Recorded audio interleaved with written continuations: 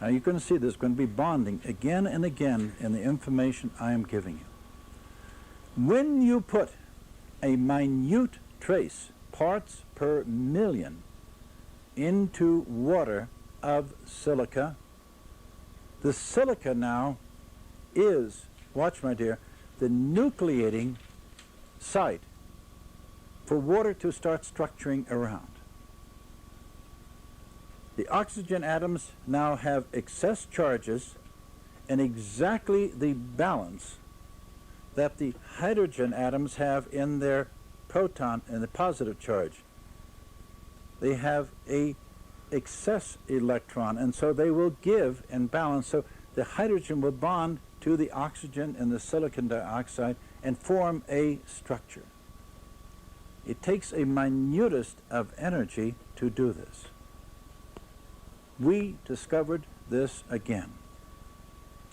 The Russians, in their concept of polywater, which they thought were pure water, accidentally discovered this, and they threw it away in disgust because they had hoped what they were dealing with was pure water, but in fact it contained a minute trace of silica. This structuring then builds localized stretching of the hydrogen atom, and when you stretch something, what do? You increase the energy. When you increase the spin of something, you build up an energy potential. And so what it can do, it can come back to normal and give up that energy as electronic, photonic, or light, or pure vibration, or sound. So when you excite the water molecule, increase the stretch, it can give to you in your body light as a photon in the ultraviolet region. It can vibrate as it does and give you sound. And 3, it can give up the vibration as heat. Heat. Now these are the 3 information transports that will come from the structuring of water. The proof of this OH stretching that you see here, can be done by each one of you in taking a small tube of water, holding in your hand, taking a deep breath, going in and releasing your breath. When you look at that water in the near infrared region of the spectrum, you will find 2 additional bands which exactly correspond to this OH stretch. What is a crystal? A crystal is an assemblage of molecules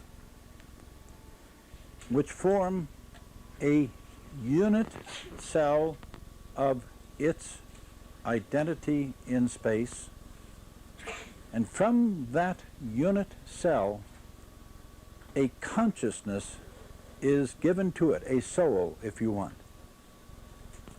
Once that soul enters that unit cell, it draws to itself the replication of its image. We speak of man being made to the image and likeness of God. We can see that in action when you grow crystals. I've grown thousands of them. It's the most exciting thing you can involve yourself with. You first must develop a seed crystal. That is, you let matter go into a state of solution. You take water, you dissolve salt, sodium chloride, in the water. A salt is a crystal. When it's in solution, it is clear, transparent. Light will pass through it with no distortion except the normal refraction of the change in refractive index from the glass vessel to the water. You then evaporate the water down to a point where you get to supersaturation. Now, what does supersaturation mean? It means that the water molecules moving around in the sodium chloride molecules moving around in the water are getting closer and closer together. And finally, supersaturation is these molecules are bumping. The free space has been reduced and they hit. When they hit, energy takes place, exchange, and they start then to, the next moment they hit, they fuse. They lock into place and you get what we call precipitation. It falls out of solution. Supersaturation.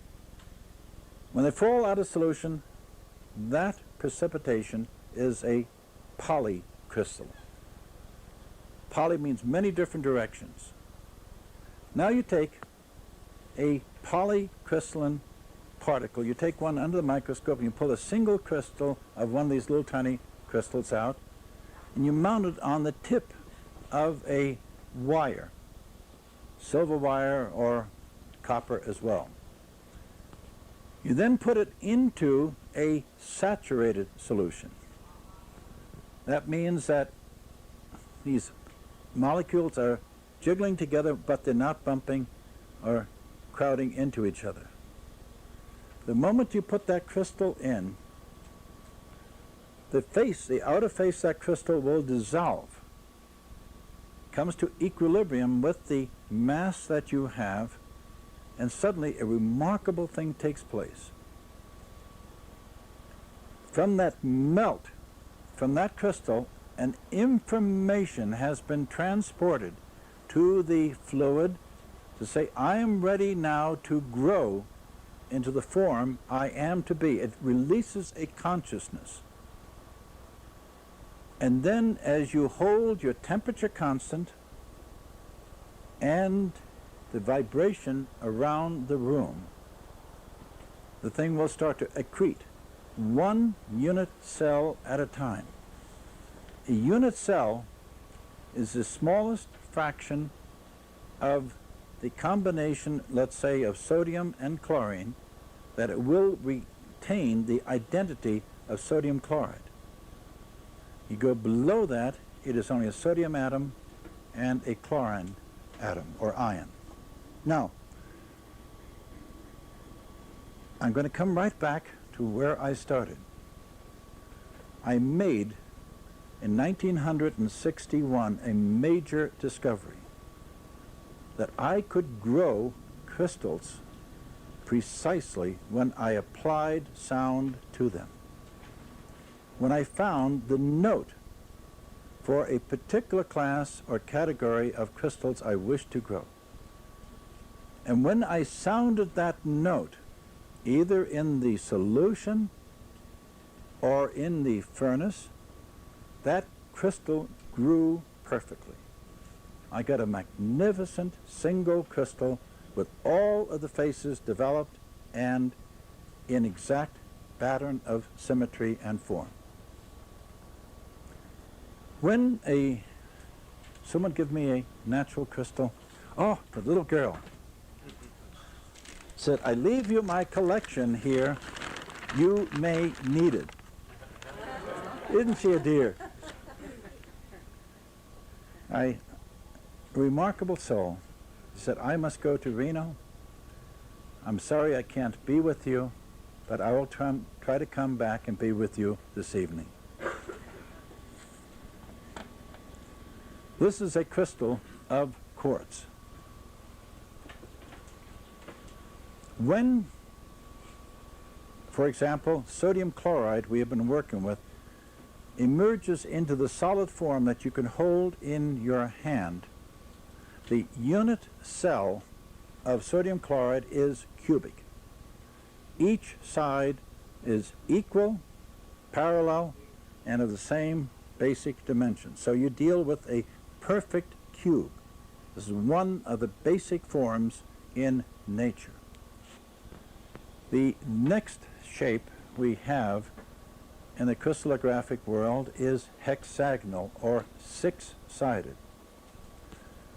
The shaping that quartz takes in its evolution and development of a crystal form is hexagonal. The reason for that is the unit cell of quartz has a hexagonal form to it. Its memory unit is hexagonal. The unit cell of sodium chloride is cubic.